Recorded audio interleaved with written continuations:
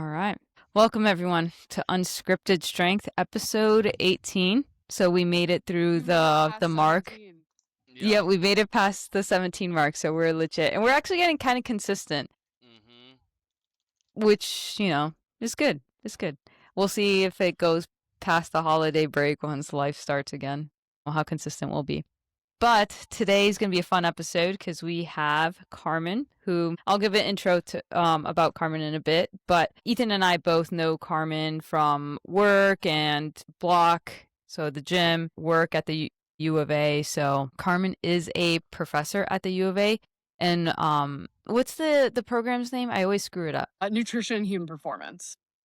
Nutrition and Human Performance. NHP so she is a for professor. short. Okay. NHP. So she's been a professor there for a few years. On top of that, she is a current PhD student in the nutritional sciences program. We work in the same lab together, so that's pretty cool. That's why we know each other so well, because we just spend the days together, and it's the best. On top of that, her resume doesn't end there. She was a former college swimmer at Bowling Green State. So I always throw that in there so everyone knows that she is also a dog on top of being smart. Big. True. So, yeah, and she's also a registered dietitian. So, all nutrition questions, hand them to her because I just eat eggs and rice. And so I'm not the person to ask about that. But, all right. Egg whites with sliced cheese on top and eat only dude. protein bars. So Whoa. I think we need a culinary class here. Yeah, dude. I did order tamales from this lady in the neighborhood who advertised that she was like making and selling tamales. So I had 2 tamales today. Flavors. So Wow. yes, flavors all over the place. But Carmen, I'm going to give you the floor so you could go more in depth on like your life and all that, because I did not do it justice and I like to hear you talk about it. Yeah, no, that was a great intro. I think you hit pretty much all the important points.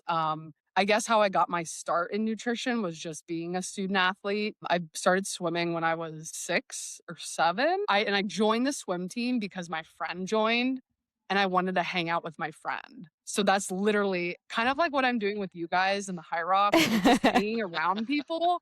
That's how I get into these things. And I was like, Mom, I want to join the swim team so I can hang out with Lauren more. So I started with like summer swim. And by the time I turned 12, I was on the national team for our club. 12. Jeez. A little too young, I would say, looking back at it, but it helped me in the trajectory that I went in. So by 13, 14 years old, like entering high school, I'm already doing doubles, swimming in the morning, in the water, hitting the water 4 a.m. And then practicing like 4 to 5:36, going straight to school. And then some days, if it was a double day, going right after school, maybe having an hour and a half and doing it all over again for like another 3 hours. 6 days a week. We had Saturday morning practices, 3 to 4 hours a week. So swimming is a sport, man. Like, and God bless my parents. When I couldn't drive, having to get to the pool by 3:45 in the morning to drop me off, sleep in the car, drive me everywhere. Yeah. So that was a little bit of my like really childhood growing up and like high school. I didn't do a whole lot outside of high school. I had friends, I hung out, but swimming was life. And that's how I kind of I always knew I wanted to swim in college, so that was never a question. And I'm pretty fortunate that I also knew I wanted to get into nutrition and dietetics because nutrition and sports and swimming are so integrated with one another. I mean, you saw a day my post about my 5th grade science project of like Yeah, that was high awesome. protein diet versus high carb diet and swimming a 500. Terrible research design. But that was kind of like the start of it all. So going into college, I knew I wanted to, pursue dietetics and nutrition. And it really came like the college decision for me was really difficult. I had the choice between Bowling Green State University, where I went on a pretty hefty scholarship, a really good dietetics program. And then I had an appointment to the Air Force Academy. Obviously, that's like a full ride. You do your time, you're 4 to 5 years after, beautiful campus, like went on recruiting trip there. Fantastic. No nutrition program. I probably would have ended up like Day and like really smart going there, like data science or something. No, but I But would have loved if you went there because we would have just met earlier. I know, that's true. That is so true. Yeah, could have had this earlier. Darn it. But, when you're 18, I was like, I gotta serve 5 years after. I don't know if I can commit to that. And I knew I wanted to do nutrition, so, that was a really hard decision, but going to Bowling Green State University was hands down probably top 2 best decisions I've made in my life, so it's given me so many opportunities. So, swam there, majored in dietetics, stuck around in my master's in food and nutrition, and then right out of school started working as a sports dietitian at Rutgers University, mainly with the football team, and then some of the Olympic sports here and there. And that was really hard to get into. To break into the field of sports, as you both know, when you're first starting out, is extremely difficult. Low pay. It's about who you know and who knows you. That's how I got the job. Somebody knew me. So I'm always telling my students, like, it's not about who you know, but who knows you to be able to get your foot in the door. And I lasted a year there on the abysmal salary that I was given, but it got my foot in the door. And this job at the U of A as a professor sort of fell in my lap. I quit Rutgers without a plan B. Didn't have a job lined up, but was interviewing anywhere possible, and just like it wasn't landing anywhere. Contemplated a career change, was living at home, setting up grocery store displays, like working odd job, like anywhere I could get some cash. I was doing it. And then this position at U of A as a professor popped up on like a sports nutrition job board. And I applied for it with no teaching experience whatsoever, like never taught a day in my life. Oh, sick. Yeah, and I was like, "Yeah, sign me up, Arizona." I was like, "Arizona? Hell yeah." Like, I'll go out there. Not knowing anybody, sight unseen, got the job. The rest is history. A bunch of other things have happened since the PhD. I mean, I remember when I first got here, people were like, "Oh man, you're gonna get that PhD." And I was like, no, no, thank you. Not for me. Too much work." And here we are, Day and I, a year and a half in, and I don't think there's any turning back. Like we're too deep. And if Day quits, I Yeah, it's quit. too. So If Carmen's done, I'm done. I've heard this many times before no, from but both of you, so I can confirm on both sides you're on the yeah, same page. literally, like to just touch on that Day, okay, you both know at this point, I am a hype woman. Like I will hype you up. I'll lie about I'm not DJ gonna lie Cheeks. about you, but like I'm gonna elevate your status a little bit. Quite literally, when I got into the lab and knew what kind of research I was gonna do, I didn't realize like the breadth, like how much work it was gonna be. I mean, I knew it was gonna be a lot of work, obviously, but the intricacies, the ins and outs of it, without Day, I would have quit within months. I am not kidding. I literally not kidding you. She Dude, is a powerhouse. She's smart. She's funny. She's talented. I wouldn't be here without her. pause. Yeah. One, I would have quit already if it wasn't Day for needs a break. Carmen. She's uncomfortable. You didn't know This that isn't you're being about me. interviewed? No, honestly. So I remember Jim once mentioned about Carmen. He was like, "Yeah, she's a professor here, and we're talking about something regarding nutrition." And he's like, "Carmen, do you know her?" And I was like, "No, I don't know her." But he's like, "Yeah, she's a professor." So in my head, I'm thinking like 50-year-old, right? Like 50-year-old professor. I was like, "Why would I know her?"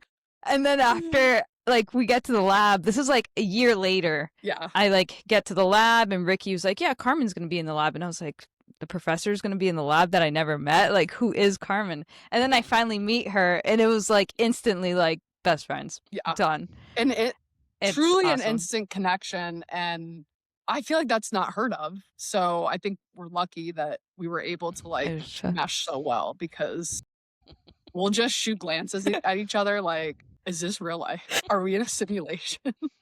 it's the best. But it's fun for now. Yeah. Yeah. Where were we? Okay, we were talking about Just my life. That's finished? it. I don't know what else you Yeah. wanna Yeah. you Okay, wanna dive so into. In addition to Ethan, all do you that, have? I do take private, like I started Peak Performance Nutrition Yeah. probably 2 years ago, so a year before the PhD program started, hoping that was like really gonna take off. Not that it hasn't, but I'm really cautious about who I take on. And I don't mean that in a mean way. I just mean for my own sake of like quality of one-on-one consultation and coaching. So I do take clients on a very limited basis when I typically over the summer when I feel like I can give them my time. And I really enjoy that aspect too. Like coaching and counseling is really fun to me, especially like that light bulb moment where it's like, hey, you can eat carbs. And they're like, it's like you've solved all of their problems. And I'm like, wow, What? that easy. It's not always that easy, but sometimes it is where it's like, oh my gosh, I just helped this person so drastically from just this very simple piece of advice, piece of nutrition information. So that's fun. I enjoy that. So, okay, so you went college swimming. I know you studied nutrition undergrad. What I've seen a lot is someone who is passionate about performance either goes down the route of being like a performance coach in terms of like strength and conditioning and or nutrition, or maybe they even go the sports psych route. Were there any points where you were like, oh, hey, let me go down this route, like not nutrition, but maybe one of the other routes? Or were you always like, yeah, nutrition is the one? Yeah, no, that's a great question. And actually, it's always been nutrition, but not the performance route. Like, I really wanted to be a clinical dietitian. In my undergrad, I shadowed at a army hospital on base that my dad was working on at the time. Not working in, but took me on base and I shadowed for a week at this hospital. And I was like, this is really cool. Like, they do some really cool stuff in my dietetic internship. So, dietitians are required to take a 9 to 12-month unpaid internship where they rotate in different like clinical, community, food service are like the three main like rotations. Think of it as like medical residency. Obviously, I'm not comparing us to doctors, but like we do have to rotate with people in the nutrition field in these different realms. So in my clinical rotation, I really liked it. I worked in the burn unit, ICU, med surge, like a lot of places in the clinical realm of it all. And it was so different every day, keeps you on your toes. You got to think like critically, but also very quickly. So I loved the clinical setting. And when I was done with my internship, I was still completing my master's degree. I did them at the same time, a combined program. But I finished the internship before I finished the master's. And I immediately got hired at the hospital that I was interning at. They hired me. They were like, as soon as you pass the RD exam, you're hired. So I did that. And I worked there for like 7 months before I graduated.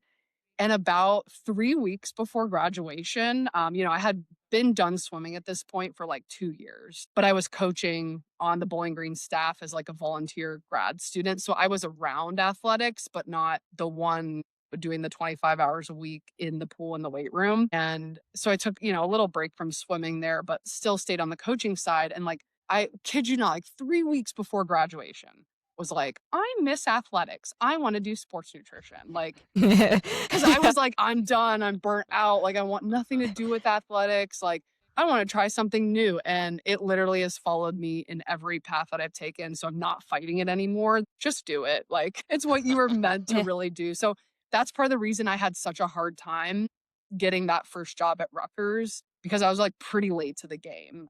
And I knew I would be moving away from Bowling Green and back home or to another job. So I knew I was going to leave the hospital eventually. But yeah, that was like a last minute decision on my part. So it's not always been there. I think it's the reason I am where I'm at. And it's followed me along the way, but it hasn't always been that way. And I've never really, and maybe in my master's degree, I worked a little bit in an exercise science lab where we did repeated sprint trials with carbohydrate mouth rinse, like research. So that was like my first taste of like exercise science, exercise physiology. And I really liked it. I enjoyed it, but not enough that I like totally at that point was like, oh, I'm going to go this other route. So it's typically always been nutrition, performance, coaching in the nutrition realm. So yeah. Was there like a moment that you remember where you like switched in your head and were like, oh shit, I think I have to change what I'm doing? Yeah, I don't know that there was like a single moment, but I do remember like clocking in at the hospital, and just like thinking to myself, like, I really miss I mean, the hospital, don't get me wrong, like from time to time when I started working at this hospital was fast paced, but sometimes I would only see 6 patients in 8 hours in a day. And that's like, I need like the stimulation. I need like a little bit more of the hands on stuff and like the athletics environment. I feel like I thrive under pressure, fast-paced environment, like having to switch gears, being adaptable. And the hospital started to like not be that for me anymore because my patient load was less and less. And I went between different hospitals. So it was like a little bit different. I still liked it, but I just like was missing that environment, the camaraderie, like the team aspect of it. And I think I was just really, truly missing it at that point. So I was like, what better way to be at least adjacent or close to it than helping other athletes? And at Bowling Green, we did not have a sports dietitian. We didn't have a fueling station. We didn't have anything that these bigger deep Power 5 schools are having nowadays. So I saw that gap too. See the gap, fill the need. That's what I thought I was going to be able to do. So we got a measly chocolate milk after lift and then we got caught off from those. That was about all the nutrition you were getting there. Yeah. Dude, that sounds like my kind of nutrition. I mean, yeah, Nesquik That's chocolate excellent. milk really hits. Hell yeah. At any time, too. Doesn't Really have to be anytime. after a workout. Anytime. Just chocolate milk all day is incredible. Yeah. Yeah. So that was Because at Rutgers, when you were working with athletes and all that, okay, let me backtrack. A lot of times working with athletes,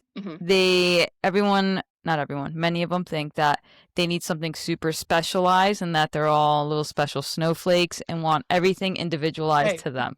Yeah. Right, and I said many. I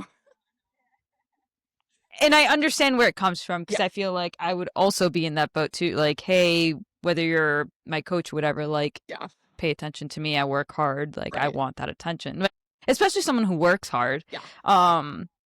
Because you're like, hey, I'm giving you my all. I want you to give me your all as well.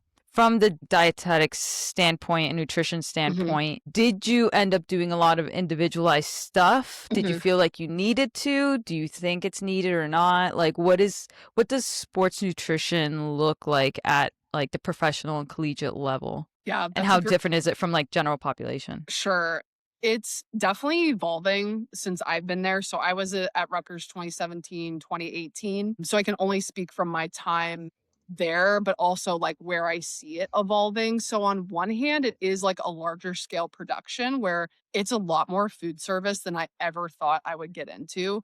I think you ask any dietetics student, undergraduate, graduate student, I don't want to do food service. You will do food service everywhere you go.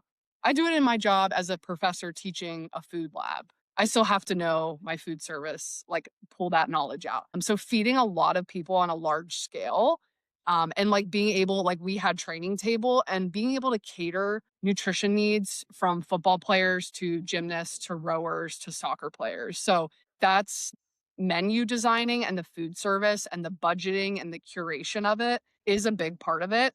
And that's where I think the perception of sports dietitians and like sports dietetics has been, oh, it's just food service. It's just making smoothies. It's just stocking the fueling station, which I did do a lot of that, but it is a lot more than that. And I think we're moving in the direction of more of the individualized counseling, hydration testing, the data that you're doing day with athletes and like combining that with nutrition. So I see it moving more in a direction where we're utilizing our 2-year master's degree and unpaid internship more than just making smoothie. I can make the best Snickers smoothie weight gainer you've ever had. And about I bet, dude. I don't even doubt it. I'll have to make them for you guys. They're pretty stout. And I can make 120 homemade peanut butter jelly sandwiches in about an hour. You're probably wondering, there's Uncrustables. But like you said, our athletes are a little bit picky when it comes to how they're made. Can't tell you how many times I've been reprimanded for not putting the right ratio or too much crust or... Anyway, I'm really good at... Do you have to take that? Yes. Oh my God, I couldn't do what you do. I'd be so angry. Yeah, well, I was there Dude, a year. people are ruthless with like food. When it comes to food. I worked with like a lot of great athletes. There were so many that were like so appreciative, and some that were like you said, like they're there, they're the best, they're carrying the team, they do this, and it's just like, and that's another thing. When I got into sports nutrition, I'm like, high performance athletes, they really care about their bodies and like what they do and all this stuff. And some of them are just absolute animals in the pool, the field, wherever they're at, and they eat just, oh my gosh. I'm like, man, if we tuned in your nutrition just like a little bit, but it doesn't matter. I mean, not to say nutrition doesn't matter, but they're going to be an absolute dog Yeah. no matter what nutrition plan they follow. Like, that's just some of them. But at Rutgers, I did work one-on-one with mostly women, gymnastics and rowing. And some of them were really like, you know, they're competing at a really high level, and they're like, you know, at this level, everybody has the same talent. What is that one next step that I can take that's going to make me that much better? Maybe it's my nutrition timing. You know, they're eating really well, but let's like focus on the exact timing or the ratio, or, you know, we can start talking about supplements if they've met like the rest of the pyramid I'm looking at, where it's just the base being eating enough calories. Believe it or not, a lot of them are not. Next tier up would be like macronutrient ratios. Then we've got timing. And then at the very top, we talk supplements. If you're not fulfilling the bottom of that pyramid, don't even come to me about supplement use, because if you're not eating enough, slapping on creatine, it's not gonna. So I've worked with a wide range. I don't know if that answers your question, but a lot different than what I had thought it was gonna be in good and bad ways, I guess. My side question for that is, in regards to the general population, that pyramid you're talking about, Yeah. do you also give that pyramid to regular people who aren't doing high-end sports 6 to 7 days a week of training, maybe training twice a week and hitting their step goals, Yeah. but really focused on supplements? Yeah, Or it really some doesn't might. change. That part doesn't change for Gen Pop versus an elite level athlete that I'm working at. Now, as far as that pyramid goes, like if I'm working with a Gen Pop that's only exercise, you know, 2 days a week, nutrient timing isn't as like important as the elite level athlete I'm working at that's maybe exercising for 3-4 hours, is doing some endurance event, is doing doubles. But we certainly can hone in on like that acute bout of exercise where like, hey, I'm bonking at an hour into my bike ride. Okay, well, what can we do before the bike ride? Or do you need to have intra fuel with the bike ride? So I approach it in the same way, just maybe at like a lesser scale. But the supplement conversation does not go away when we're talking elite level athletes or collegiate athletes versus Gen Pop. I would say Gen Pop might be worse in that they're inundated with like all of these supplements that are out there, and athletes are too. But I find that my Gen Pop people are nobody's safe. No matter Yeah. what level of education you might have too, like nobody's safe from the marketing gimmicks out there in the wild west of the supplement business. It's crazy. Yeah, it's I get questions from clients at the gym daily about what supplements I take. And Yeah. I try to be very honest, and I'm like, honestly, my sleep kind of sucks right now, and my eating in general is not great. Mm. So like I take creatine as I remember, but I'm trying to like, eat Sure. better and sleep better, and then I'll worry about that stuff later. Most people are really shocked that I don't take any like multivitamins. I don't really take anything. Yeah. You know, Diet Coke's obviously the perfect supplement, Diet but we all Coke agree on is, that. So yeah, a daily supplemental need for all the nutrition gaps that you're facing in your regular diet. And those are my views, not U of A's views. They're just my it's a personal personal views. opinion. It's my personal opinion. But I'm also like not, I feel like when I have this conversation with clients or like other professionals, like I always say, I'm not anti-supplement, I'm pro-education of that supplement or supplements in general, because I do think there are some good ones out there and they can fit into your overall plan. But people really do want the quick fix and slap a band-aid on it when they're eating, you know, 5 to 900 calories a day, and then you're taking like 20 supplements. It's like, well, that's not gonna, no, you can't dig your way out of that. So. Yeah. Speaking of, yesterday I had Uh-oh. a tamale and then I had rice and eggs and toast. That was like literally all I ate yesterday. It's just Fuck like yeah, I dude. wasn't hungry, but That's I got okay. creatine You're so in the mail. nice. But I she got sorted her creatine in the mail. creatine, so Dude, this is the first time I've had creatine in like a year and a half. But I got this new one because it was flavored, and I was like, "Oh, let me try it out." And I had it, and I felt sick because I had an empty stomach, and I just you don't want drank to do it. that on an empty It was stomach. but I was like, I can't wait to tell Carmen, so I saved it for this episode instead of texting it to her. I barely had anything to eat, but I absolutely dogged that creatine when it came in, just scooping it right out, fulfilling all my needs. My quick fun creatine story. I don't know if I've told it on the podcast or to either of you, but I read this thing one time about how, and I did not read the whole thing. For sure saw the article and was like, I'll give it a shot. Terrible idea. It's 20 grams a day, 4 scoops of creatine for like cognitive stuff, and I was like, I'll give it a shot. What you don't realize, for anyone listening, is you're supposed to split that between morning and night. This I read after I gave myself violent diarrhea. Oh my God, yeah. A full day. And I did 4, and I don't do 4 clean scoops. I'm not a baker, okay? I'm a cook. I'm not measuring shit out. I'm just don't have time for stuff that. in the water. No. And I did that going into work at like 4:05 in the morning. And, no. I mean, hammered down a scoop of magnesium and 4 magnesium scoops. too. Oh, that's gonna go right I was through, ready baby. for war. I was ready for war. Yeah. And then 4 scoops, dude, all day, the whole day. I mean, like. Did you coach the whole day? Oh yeah, dude, I ain't no bitch, dog. Come on. Of course I am. I would have walked out. I just every hour on the hour, I was like, "Hey guys, gotta run to the bathroom real quick." And you just sit there, dude, head in hands, and you're like, "What have I done?" made? Yeah, and then I went home and looked it up and was like, "What did I do wrong here?" Yeah. I was like, "Oh, didn't read anything. That was great." That's crazy. Oh man. Bet you never did that again. Or maybe like the feeling of being alive. No, I have been too scared to try the 10 in the morning, 10 at night. I'm like, I'm just staying away from that and doing like not one even scoop, and I'm calling it. Yeah. I'm out. I'm not doing this again. Safe. Yeah, it's my new cleanse. I should sell that as Oh a yeah, cleanse. you should bottle that up and sell it as a cleanse because everybody's doing it. So. Put some cayenne pepper and some lemon. Yeah, old school, you know. Little magnesium. Hey guys, you want a cleanse? You'll find out real quick. That's my creatine story. Thank you. That's everyone. so funny.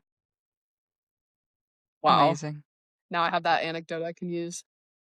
Oh yeah, dude, it was great. It was actually great. It was really cool. For you.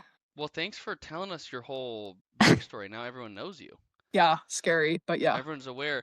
You know, the one thing you didn't share with everyone, and we didn't do, which maybe at the end we'll shoot this clip, is you know someone who wears a mask that is our first sponsor. Do I ever? Your potential new career as a DJ. Yeah. Would you like to introduce yourself as your DJ persona? Well, DJ Cheeks is in the works, and that's CHEEX, by the way. What we're just going 1X. I thought that was family friendly. So, until 9 p.m. and then until 9 p.m. then we can get nasty. I can be a dog. I can be myself for once. You know, all day. You know, have to put on this persona, and then I get home and I just have these tics. Yeah, so that's in the works. So if the PhD falls through, teaching falls through, I have something pretty stellar to fall back on. So I have an ear for music. I have a passion for the beat, the drops, the transitions. I've got a notes app going. I have some pretty wild mashups going on. So stay tuned because I might be at your next party. You never know. That's gonna be sick. And I am serious and was serious when I said this to you the other day that you are going to be our first sponsor. When we get any other sponsors, I will put it in whatever contract I've assigned that DJ Cheeks has to come first on any sponsorship read. There is no question, and it's permanent. Well, I'm hoping I can mix your intro and outro music. Once I get this up and going, like I already have the ideas flowing. So, and it's funny, like I'm not trying to transition, but you ever get that question asked, like, if you weren't doing what you were doing now, what would you be doing? I love that question because my answer is I wanted so badly to be a radio host or a like a sportscaster. And I had the chance in college. I commentated on ESPN for a swim meet that we held at Bowling Green. For 2 days, I did it. And commentated. I was literally living my dream. So you ask, Day, has it always been nutrition performance? I did have a moment there where I was like, I think I need to go back all the way back to school and pursue this journalism career. So I was on the radio in my internship. Like, man, anytime there's a camera, put me on. So that's where this star. DJ A thing fucking is star. my next best thing I can maybe feasibly do. Dude, not feasibly. It's gonna work. Yeah, it's a slow We're, process. we're all gonna contribute as a group to force this. I've to already move gotten forward. so much support. I have such a great yeah. I have a great village of supporters and people and It's gonna be posse groupies. I guess I already have groupies. But like Yeah. it's so funny because Jacob is like, it's so ironic that you want to pursue something as DJing because that happens at night and I don't like to stay up late. I'll have to find some daytime ventures, maybe. Children's birthday parties. There you go. Block Fitness has any workouts in the afternoon, slap on a DJ there. Walmart. Sometimes Walmart just randomly has music playing. I don't know, that's wherever I can get in. I'll make an event on a Saturday and then Block you're party. just gonna DJ. Yeah, 100%. I It'll be a mean- workout with a DJ and then a block party and True. maybe a food truck. Yeah, truly, haven't you ever been somewhere or at an event or a get together where like, you know what this place is missing? A DJ. DJ? And there you go. I was at a My- little family get together this weekend and I looked at my friend. I was like, you know what's missing from this? And she's like, a DJ. It's your time to shine. Step up. So I'm like, yeah, I'm ready. You have to keep the DJ Cheeks helmet in the car though. I know. Yeah. Like you're Yeah. Superwoman. I'll You always to go have and it ready. change real quick and then walk out. I'll They're always like, have the "Where'd Carmen equipment go?" in the You're like, back. I have no idea, but DJ's up. But DJ's here, so Mm-hmm. My oral defense for my PhD, Carmen's gonna intro me with a DJ. and I'm gonna be wearing a backpack. Dude, Well, it's and- gonna be so good. This is incredible. Yeah. I mean, if we don't pass this PhD, I don't know. I've got How can you a not? fallback. You can be my tour manager. It's fine. We've got Oh. a backup. Yeah. Yeah. We literally have like 20 backups. Oh yeah. Between the two of us, like we're We're You'll figure business minded something out. people here. Mhm. I'm not worried. It'll go great. yeah. Okay, should we do questions from Oh, the yeah. Instagram? Yes, that's a good idea. I have them pulled up. Day, do you have them pulled up? Yes, I do. Okay. You want to start off with the first one? Sure. I'll start with Marley's. How does nutrition affect cortisol, and how can we apply this to our daily life and consumption of food and supplements? Pause. I think she was asking this for me. Continue. Day, how does She was like, your She's cortisol like, levels "I'm are too high. Let's embarrassed to ask comment on Carmen. my own posts. I'll reword this. Carmen, why is Oh. Day all fucked up? Oh no, did we lose Carmen? Oh no. Can you hear me? I hear her. We can hear you now. Can you see me Oh, now? okay. DJ Cheeks is back. Everybody get off the internet. Blurry, but you're there. Everybody get off the internet. Hold on a second. Let me reconnect. Like, I've gotten up like once to go pee. Okay, now can you hear me? DJ Cheeks Jesus returns. Christ. Too many people on the Wi-Fi. Okay, Yeah, no, we're we're good. good. We're talking about about? Day's cortisol. Questions. Oh yeah. She's too embarrassed to comment on her own post and ask the question. So she made Marley do it No, Should I Marley, comment? she came up Oh, with the okay. question. because Of you. me. Okay, Yes. I got you. Because of me. Yes. Okay. Your question. So provide some guidance for me. Yeah, so I Mhm. feel like cortisol, I've had this conversation with clients before, and I feel like it's like hot topic in social media. People talking about like, have you seen the reels or TikToks of like cortisol face? And like, oh, I didn't know my cortisol was high because my face was Oh, yeah. inflamed. I'm like, that's not what that's from, but okay, anything to market and sell stuff off of. Yeah. But I think it gets a bad reputation as like being this really bad hormone when really it's quite normal to have high cortisol at certain points during, your day. I think cortisol peaks at about like between 6 and 8 a.m. I don't know, Day, might know better than I do, but like it peaks in the morning time and then maybe again towards the evening. But it's a stress hormone that helps you react to stress and sort of that fight or flight mentality. So it is like necessary in like an acute bout.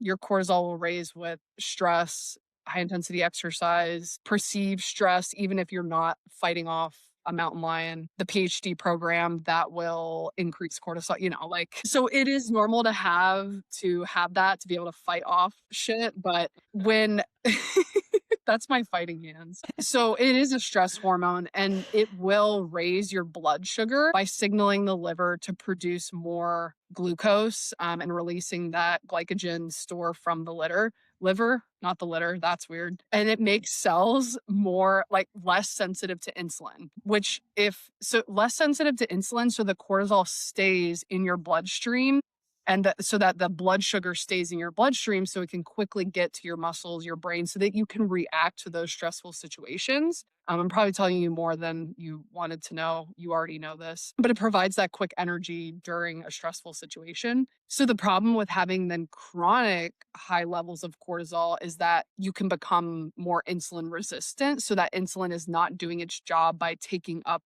glucose from the blood and storing it for later, whatever it does. But so it's circulating in your bloodstream at high amounts for a chronic period of time. So that's where the chronic levels of cortisol would not be a great thing. So in an acute bout is fine and it's normal, but having high levels of stress constantly being under that fight or flight mentality is where we sort of get into a little bit of trouble there. As far as nutrition goes and how that's related to that, I guess I don't want to get off on a tangent or like this is a very controversial take, but Do it. We love I know you guys are all about takes. controversy. That's all this podcast is. So it's unscripted. So you've heard like food is medicine, right? Like let food be thy medicine. Not really, no. No? But it makes sense. Yeah, like people are like, no, I've always heard movement is medicine. People are lying to me. it's not working for me, so I don't know. Day doesn't believe in food, it sounds like, period. So She doesn't believe in the food thing. Day's like, I don't know, I just have an egg Altogether. and cheese, I'm done.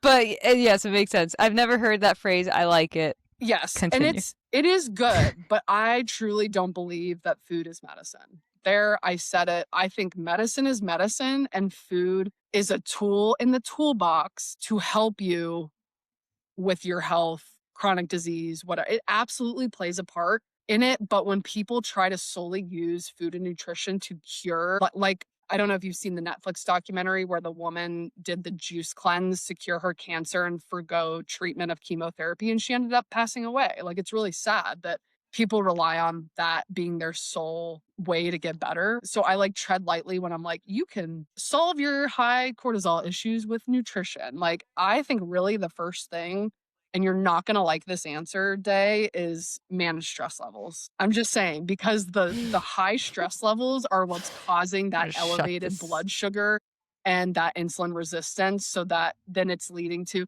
and when you have constantly high levels of, blood sugar and it's not getting taken out, and you're under stress, like if you did have high chronic levels of cortisol in your system, you tend to crave, maybe you don't, I don't know, because you just eat eggs and cheese, but you crave like palatable foods, comfort foods, high energy, dense foods, sweet foods. So under stress, those are the foods you crave because it kind of gives you, it gives some people a sense of comfort. I guess not everybody, but that's why we tend to reach for those types of foods when we're under high stress situations and your body's thinking like, I'm going to have to fight. I'm going to have to run.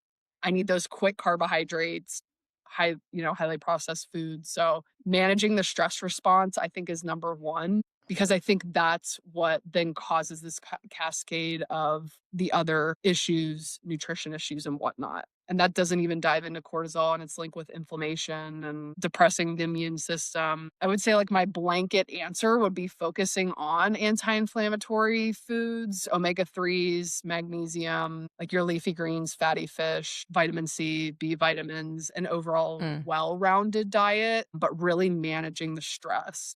And that's really hard when people are just like, well, just be less stressed. Okay, yeah. Let me do that real quick. Yeah.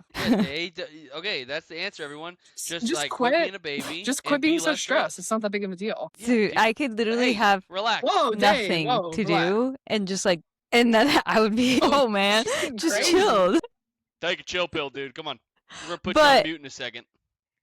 I think it is true. Like you mentioned, when you're like highly stressed and under this like chronic stressed condition, I guess. Like you crave those like palatable foods.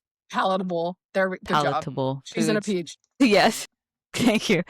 Yes, but not an Oh, yeah. English one, so we're good. Yes, but I always think about like when I was doing bodybuilding and it was towards the end of like getting Mhm. near to the show where I was like super, super lean and like there is that energy Yeah. restriction that comes with it. So like again, that's like obviously is putting a lot of stress on your body. And all I wanted was like sweet stuff. And it wasn't even like it could have been anything sweet. Like if it was like a flavored Tums that had like some type of sweetness, I Oh. wanted it versus the broccoli I was Oh. eating. What a Like it great- Well, and restriction plays a huge part in Holy. that too. I mean, that's yeah, for sure. Yeah. So Day's diagnosis is she's too stressed and she's Yeah, needs she to just chill needs out to. a little It's bit. pretty simple. Yes. Don't That's make it your rocket prescription. science here, people. You Prescription just got to is be chill less out. stressed. I like how Carmen's coming onto this podcast is like, I am a non-stressed person. Meanwhile, I literally told her yesterday my body is in a constant state of fight or flight since the beginning of this semester. So take what I say, not what I do. Hey Carmen, are you craving highly palatable You know what? foods I by could chance? honestly go for a crispy Coke Zero right now. So call it that, sure. Listen, I'm in. Yeah. What happens if someone eats plain oatmeal with nothing I else would in it? diagnose What them would as you a say about sociopath, that? but again, I'm not. I said the same thing immediately. I was like, "Yo, I'm not a therapist, chill, but dude." you know, dietetics and nutrition is a lot of psychology too. I talk about with my other dietitian friends, like we're not therapists, but it ends up sort of being like a therapy session and the psychological, a lot of ties between food and the psyche, the mental side of things. You might want to get that checked out. I mean, maybe add just a sprinkle of like brown sugar, a tiny bit. You know what? Anything. A splash of Coke Zero. Swirl that up. Mm. No, Dude, it'll be like a little float. What are they called? Like Root beer float. yeah, Coke root beer Zero float. Yeah, Maybe a Coke Coke a Zero. lumpy oatmeal Coke float. Zero float. Yeah. Yum. Fiber. Yum.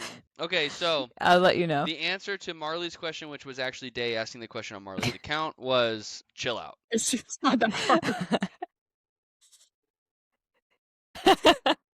Second question is, I've adapted high protein, moderate to high carb, and lower fat. My body likes it. It's not advantageous for multi-day mountain expeditions. Fat dense, high calorie is ideal, but I bonk. How should I transition when I have a long expedition? Yeah, What's so the this is balance? coming from Joseph on his mountaineering.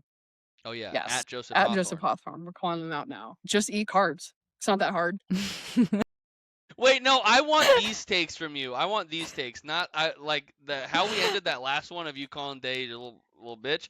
Loved it. It's incredible. Give Keep us it up. science, but Yeah, then tell us that's the all I've real gotta answer, say. Carmen. Like cortisol makes my face More fat, carbs. you know? Next.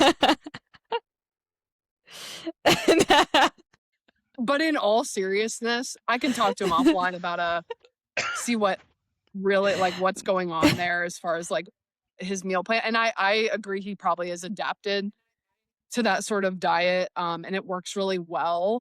But when you're going on like an expedition like that, that's a very much endurance type event. And if you're not, having at least enough glucose like on that event or enough glycogen stores in the tank beforehand, like you definitely are going to bonk on a higher protein, higher fat, because our bodies are designed to pull from carbohydrate glucose sources first and a lot more easily than pulling from protein and fat. But I still think we could make it a more balance of adding in more high carbohydrate and still keeping it calorically dense, because I'd imagine you really need it's easier to get calorically dense through protein and fat than it is carbohydrates, I would say, for the most part. But got to work on those ratios. I'm sure there's a balance between the three we could find that you're not, or at least like intra fueling on expedition. More carbs, always going to be my answer. I'm gonna tag in his second question here, I- which is about him ingesting 1 gram to 1.5 grams a day. And Carmen, I'll take this one for you. Joseph, you're fucking broken. Okay, so that's it. Carmen, agree? Day, agree? Great. Thanks, guys. Literally. This is, I Oh, have never yeah. heard of anybody, no judgment whatsoever, able to, are these caffeine? No, Can so you attest? I can confirm from working with him on full days that I've watched him bring, like, he's already had a coffee when he gets there at 5. He has them with him, but he'll also have like 3 or 4 cold brew little bottles. And like, we'll be doing the internship at like 5 o'clock, and he'll open one. And I'm like, I've watched you drink 3, dude. And he's like, yeah. Anyway, shut up. And I'm like, okay, great, man. Cool. Love it. Keep doing it. Rip it. The amount of coffee he drinks is actually crazy. I saw his comment, and if he's been doing this now for a very long time, I'm sure his body is obviously adapted to it. So I have like no thoughts, no comments. I'm not going to try what works for them. If that's working for him, great. If it's not, let's talk. But I don't know if you guys know or people know about the link of like your genetics and caffeine metabolism. So he might have like a certain gene that's turned on. I think it's like CYP1A2. There's some gene that dictates like how fast you metabolize caffeine. So if you're a slow metabolizer, then this would be like you could run into some issues. He might be a very fast metabolizer of caffeine, so it's not affecting him in the way that I would think somebody taking 1 gram a day would be. So there could be like a genetic link to that. And I also, this is not a dig at him or his question, but I think people think that caffeine gives them energy. Like they think creatine builds muscle. It's like in no, yes, but no. Caffeine blunts basically your like adenosine receptors in the brains, the receptors that are telling you to relax or to sleep, and they bind to that because I think they have a close like enzyme breakdown and they like bind together. I'm not going to get in the weeds of it, but anyway, it blocks sort of that receptor so that you have increased heart rate, increased like focus, perception, all of that stuff. So it's not actually like quite literally giving you like ATP energy or energy you're getting from carbohydrates. It's simply blocking the receptors that are telling you to relax. So if you're constantly on that, hey, if it's working, Makes you less end of the sleepy. day, I always thought if clients come to me with something absolutely wild and they're like, I love it, it's working for me, I feel great, keep doing it. Who am I to say? You keep doing that.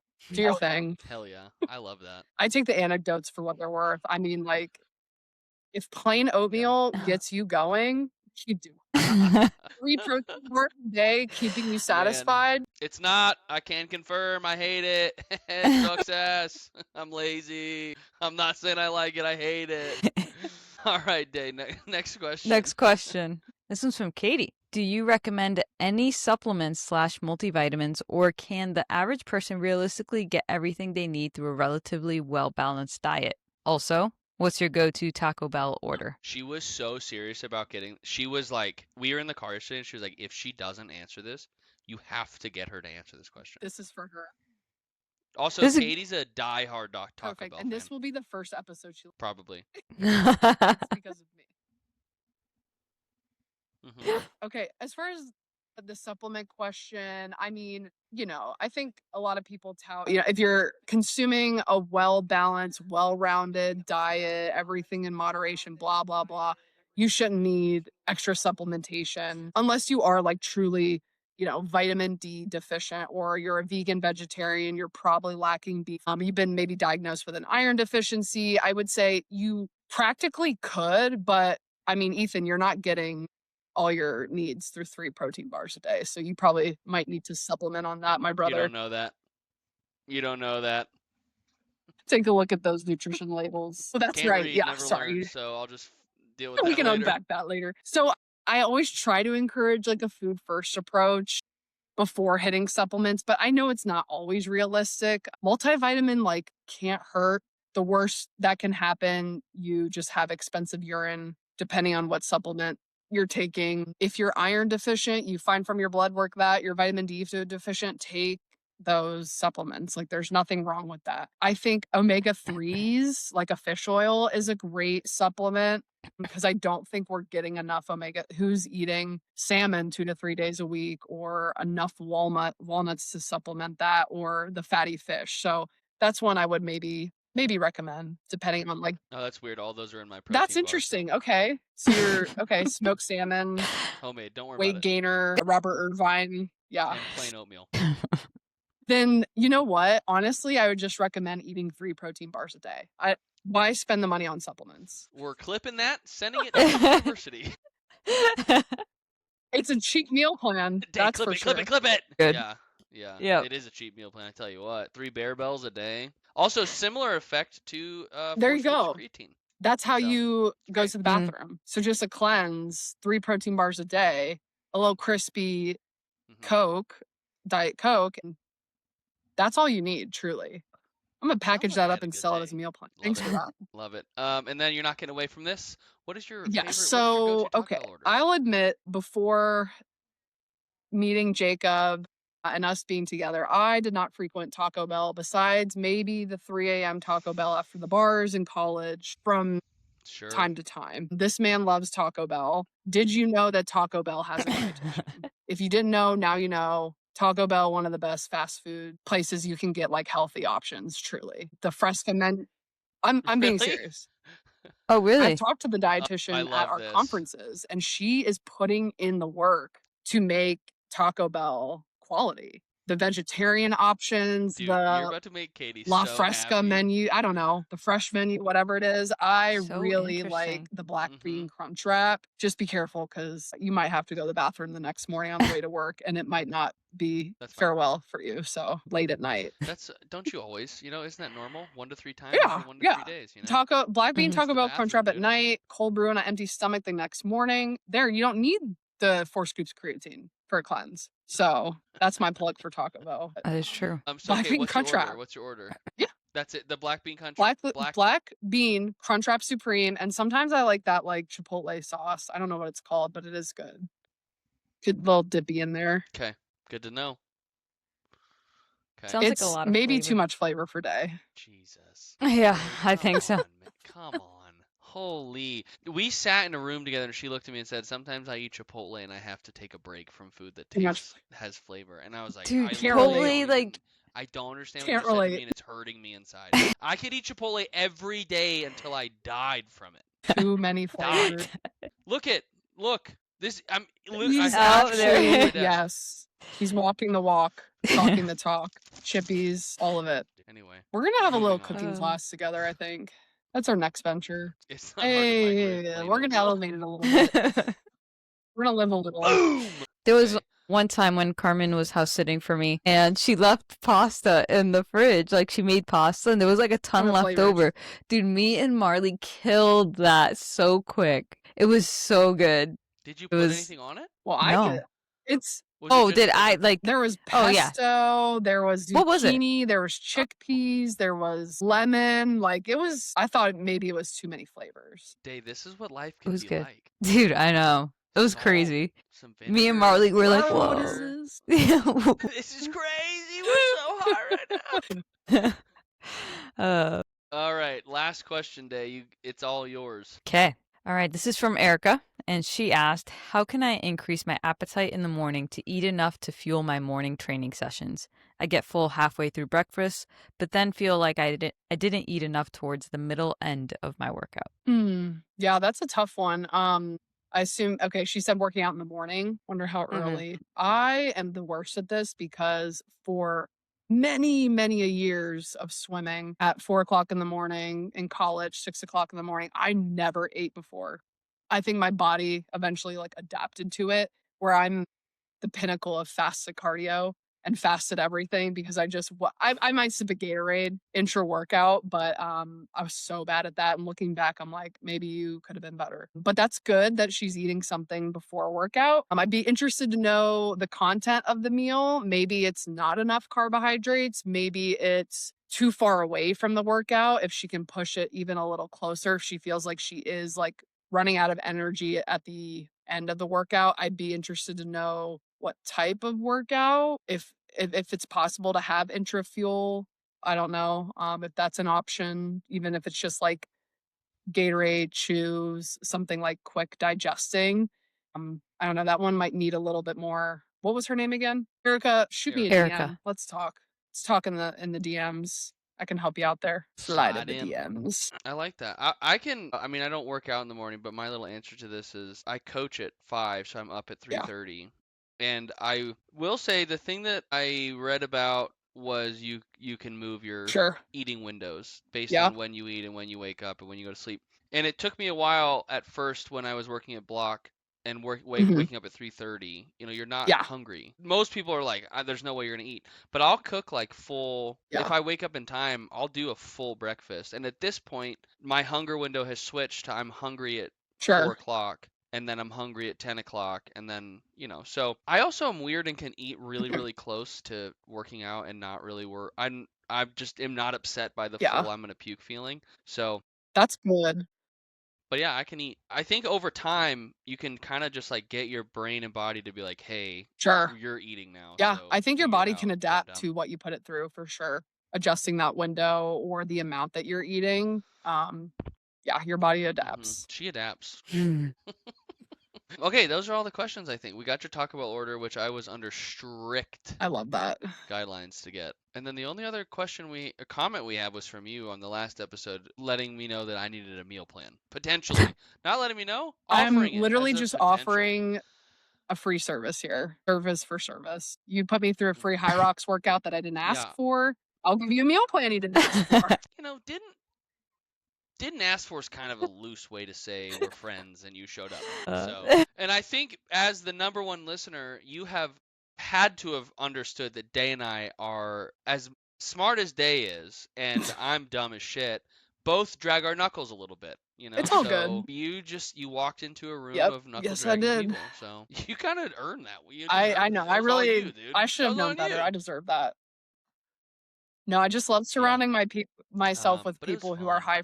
performing athletes so that I too can be a high performing athlete, and they're right here in front of me. So my daily motivation to be better. Athletes.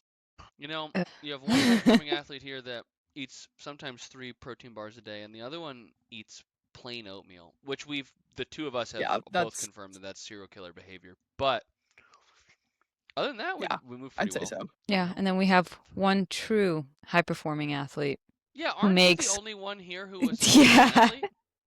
We're tied. I didn't even make it into high school In sports. I was like too busy being stupid. In one of the hardest sports, in my opinion, too. All right. Wow. Kind of crazy. Even look who, but somebody else here went to MIT. So, dude, they let me in. They're just like, it was like they accidentally sent me like the acceptance letter, and they're like, let that one we can't take that back.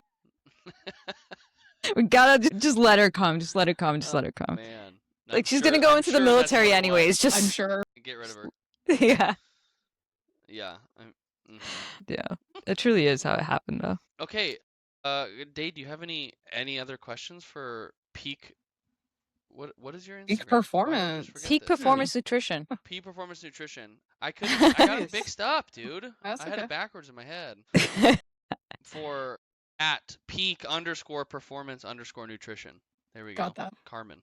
Any other questions? One more question. Let's because I truly don't like. So for everyone who's listening, we mentioned that Carmen's doing her PhD in nutritional sciences, and she's working the same lab as me, and we work on the same project essentially, looking at it from 2 different perspectives. So for anyone who's curious, and also because I truly don't know either the perspective that she's looking at it from, like if you tell me what O-Link is, I'll be like, I don't know. So if you want to talk a little bit about that, because just to kind of show off like what she's doing and how much work she's putting in, and she's legit. So why you gotta put me on the spot? So because I want to hype you up, man. You're the cool one. Of course we're putting you on the spot. Yeah, this has taken many forms over the past year. So at first I was really interested at looking at, have you talked about our project on the podcast? Like the basis of it, if you run with a backpack, you're going to be stressed. Like that's in layman's terms, you load up a backpack, you run and you get faster speed, you're going to be stressed and tired. VO2 max is going to go up, heart rate is going to go up, catecholamines, stress response, all is going to increase. That's like the basis of it. Could really just end it there. Wear a backpack, run, stress, high immunity, the end. So at first I was going to be looking at sort of oxidative stress, like the stress impact that it has on muscle, lipid peroxidation.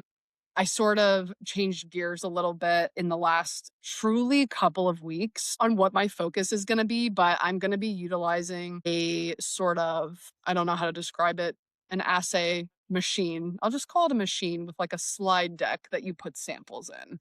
Maybe that's the best way to describe it. It's called Olink, and it's like a immunoassay system that measures multiple protein biomarkers. And I'm talking thousands of protein biomarkers. It's a huge amount that you can look at from it. So it uses like antibodies that pair with unique DNA tags within the system that target these proteins, and it's highly specific to all of these proteins. I probably will start focusing on more of the cardiometabolic proteins that are out there. There's, again, hundreds of them that I still have to sift through to decide where I'm gonna like hone in on and see if there's changes between the unloaded and loaded trial, like without the backpack and with the backpack, and what the stress responses as far as like cardiometabolic metrics. Or I could look at inflammation, neurodegeneration. There's a lot of ways. I'm excited about it because there's a lot of different avenues I can go. But I'm going to focus on collecting the data first before I decide where that's going to go. I think that's going to be a cool perspective on it because it's going to be so comprehensive. And like, you know, if you look at it from the perspective of like, hey, this is, although it's someone comes in, they do the treadmill protocol without a backpack in. A week later, they come and do the same protocol, but with a backpack on. As you can guess, it's going to be harder, right? Pretty self-explanatory there. But then now looking at it, we're like quantifying these pieces of data and then looking at it like, hey, you could, you know, it's also not, it's analogous. I wouldn't say it's equivalent to also looking at if someone's fit versus unfit. Right? Like the backpack is them wearing the backpack makes you like unfit. It makes it harder. And then looking at it that way. So I think I don't know anything about the Olink stuff, which is why I wanted her to talk about it because it seems like it's going to be super comprehensive and looking at that from like a different angle. And I don't think it's been done before in like the exercise side of things. So I don't know. I'm excited for it. Truly a few research articles that I've looked at so far with like marathoners, firefighters, and like the patient population, but not a whole lot in the realm of like exercise physiology. So it's a pretty novel piece of equipment, I think. And then putting it into this context of military personnel and special forces just adds to the novelty of it. So, and I have a lot of like protein markers to pick from. And then what comes of that, we can, I don't know, figure out from there, like what that exactly means for them moving forward in training, missions, stuff like that. That's what I'm really excited about. I like data though, so I'm sure these guys do as well. Yeah, the you two with the data, it's crazy. You just love it. You love all the information you can find. Love that data. Yeah, dude, it's great. So for us dum-dums, you put backpacks on people and then see how they adapt when they do lots of stuff on a treadmill. And by that, I mean walk on an incline at a fast pace. Pretty much. And we take blood every 3 minutes. Yeah. Yeah. They get pretty fast too. What's the final speed? Is like they're running an hour. That's per hour, which is like that's pretty 7.5-ish with a miles 45-pound backpack and military boots. I mean, that's it's at an incline too. So yeah, it's pretty crazy. It's fun, but yeah, I could see like obviously from like I was talking to someone about it, and I don't remember who it was, but they thought I was like me and Carmen were taking the approach of like biomechanics, because that's kind of what it sounds like at first glance, like, oh, so you guys are looking at like the mechanical impact on the joints or whatever. But it's cool because like obviously Carmen's in the nutritional sciences, she's going to be looking at proteins and all that, and then like there's going to be training and nutrition interventions to go into that. So not really looking at like the mechanical impacts of that style of training. There's a lot of research on that already too, as you can imagine, especially for like physical therapists and sport medicine staff and performance staff. But yeah, so I think it's going to be pretty cool from that. Yeah, the biomechanics stuff is interesting. And we've also like had talks about female specific design backpacks, looking at the female populations of soldiers, because I think that's like greatly overlooked. And there's really not a whole lot out there as far as like female specific gear and whatnot. And Day would be able to talk. I don't even know why I'm talking about this because she's the one in the military. But hey, you almost went to that's my claim to fame, almost. Almost. But no, my dad used to work for a company that sort of contracted equipment and such. So I know like very little about it. But that would be really cool to do the same thing with a woman, but like how that makes a difference between like a male fitted backpack versus a woman fitted backpack on these biomarkers, biomechanics. Like, see, we got all these ideas. We've got such good ideas between All of one them. brain love it. cell. And One. one brain cell is producing all I of know, this. it is crazy. It's crazy, dude. It is wild. Yeah. That's what we're doing. Well, there is one story. The day, the day I got to boot camp, it was in Mississippi. No, Alabama. It was in Alabama. So I show up. It's like you get to the airport and then they put you all on a bus and then you get bussed out to the base that you're going to. It's a quiet bus ride, whatever. You get there and the drill instructor gets into the bus and they start yelling to get out of the bus, right? And they have all your bags under the bus. So the drill instructors are outside throwing the bags out, just whatever. And you have to like scramble and find yours as you're trying to run out. And you're in your dress, the blues uniform, which is the more formal one. than. And I was there early August, so it's hot, and I'm in that like tight uniform or whatever. Again, I'm not a big human. My bag is like 50 pounds or so, and they're also yelling at you as you're doing this, like a bunch of them. They call it like the shark attack, and so there's a bunch of them yelling at you, and you're trying to find your bag, and you're just like, whoa. And I'm looking for my bag, and I find it. The bag's almost as big as I am. I throw it on, and then as I'm there, then they tell you to run to the dorm building and go get like sign in and stuff like that so you can get your room. So I'm running in and you have to stand at attention every time any drill instructor approaches you. So I see a drill instructor approaching me as I'm running and I pop to attention and then they're like, "Are you okay?" And I'm like, what's happening? Like, what do you mean, am I okay? No, this is day 0. I want to go home and this sucks. And then I was like, "Yes, sir." And then he was just like, "Look at your chest." And that backpack, I had my name tag, which has like the pins, and it like stabbed me in the chest. So picking up the backpack somewhere along the way, I stabbed myself in the chest, didn't feel it because like, you're just freaking out the whole time. And I just had blood running down my blues uniform. And they were like, "She's hard." They're like, she's in. Yeah. Yeah, that was, and then like my name tag's just like hanging off, right? And I was a mess.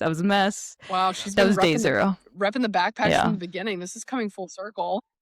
Dude, Yeah, she was ready. it's wild. Maybe that's what this whole thing is like coming into. It's like her living through Yeah, and it's working working. through trauma. She's like, I need a PhD and do something with backpacks. Exactly. It's amazing. Man. Well, hey, Carmen, that was thank you so Yeah. much for coming on the podcast It's and being our first quite guest. the honor. I've been a fan since day 1. This is quite the collaboration. My 2 worlds colliding here. Incredible. You guys are incredible. You are our number 1 fan, and I do have to give you props for that. That was the best post I've ever seen. The last thing I want though is we can obviously you can just say no, but do you have any final hot nutrition takes you'd like to part? Yeah, a part the hot people nutrition with? take. Oh yeah. KISS, keep it simple, stupid. Stop making shit complicated. Don't overthink your nutrition. I love it. People are just making it way too hard and they're stressing over it, which is increasing their cortisol. And then they're just stressed. You stressing about your food, your nutrition is actually causing you to have high cortisol and worse nutrition. And it's also, you know what? We're entering the holidays and I know people are like, gotta stay fit, new year, new me, gotta lose all the weight, gotta do this and that. It's the holidays it's one day, 1 week. You're not gonna completely fall off the edge of a cliff you could in a day, a week with your nutrition, your exercise.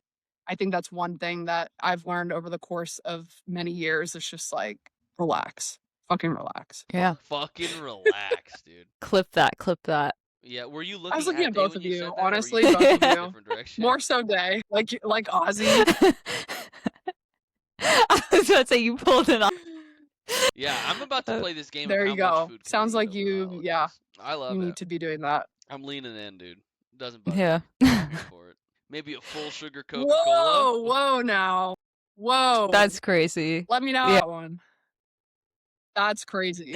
Ready to go, dude. Full sugar Coke and 3 protein bars. And a scoop of creatine in the You can't Coke, go maybe. just like, this is literally you jumping off a cliff. That's his cliff, yeah. Well, hey, you did the intro. Do you want to do the outro too? No, can you do it? That was a lot for She's me. stressed. Her Yeah, I cortisol got is it. high. If we peaked her cortisol at the beginning and now we're fucked. Okay, thank you for watching. We'll call this one Unhinged Strength because Yeah, Carmen wanted thank us to you. call this Unhinged Strength, so it will be the title of the episode. It is Unhinged Strength episode 18. Please comment, subscribe, like to it, because otherwise, Carmen, what's gonna happen? I will never come on here again. Day will chronically be stressed for the rest of her life. All she's going to eat for the rest of her life is plain oatmeal. Ethan's mom will disown him Can't have that. again. And we worked so hard to get that back the last times. Send this to your friends, family, coaches, professionals. Honestly, Worst enemies. professionals should be watching this. Yeah. Send it to Carmen's boss, you know. Maybe not. I'm gonna do it with like no subject line, just Look like what the I video found on the dark attached. web. Yeah.